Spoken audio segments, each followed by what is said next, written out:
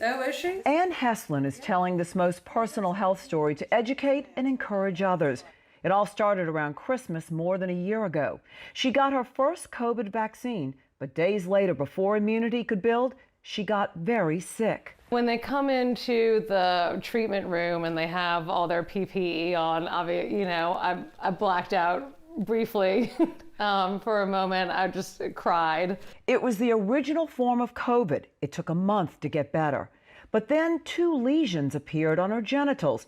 It took courage, but she questioned the original diagnosis that it was a sexually transmitted disease. Nothing was working. So after a couple of weeks of just being in so much pain, beginning of March, I could no longer walk. You see, Ann's dad, Jerry, had passed away of skin cancer in his sinus cavity, squamous cell carcinoma. She had had skin cancers removed before as well, and right around her COVID illness, she started having a chronic skin inflammatory condition called lichen sclerosus. Ann was right to ask questions. It was squamous cell carcinoma. The lesions were removed in a 4-hour surgery. This tumor that I had removed had been growing underneath the 2nd or 3rd layer of my skin since probably the summer of 2019. Weeks of daily difficult radiation and chemotherapy followed at the Ochsner Cancer Institute. It means that I will not be able to have children because of all the radiation that I endured. But it means I'm going to live. Ann credits the 32 member of her healthcare team at Ochsner with saving her life.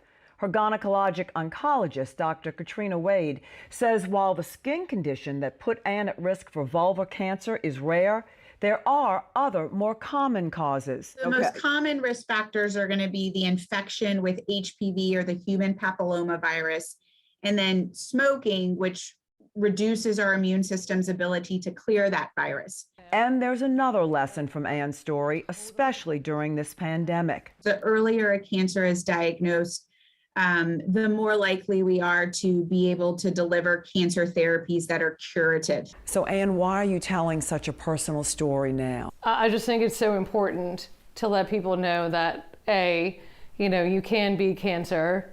Don't be afraid. Just face it with courage every day, even on the hard days. Meg Farris, Eyewitness News, Medical Watch. Ann says if getting sick with COVID is the reason she started seeing warning signs of the cancer that had been growing, she's thankful. Her doctor says researchers are studying to see if there are any possible links.